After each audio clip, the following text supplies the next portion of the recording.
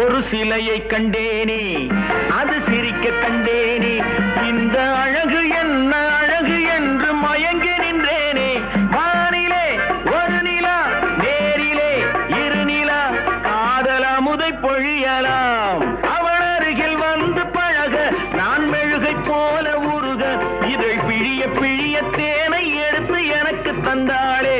கொடுத்ததை நினைக்கலாம், கொடுத்தவள் மறக்கலாம்.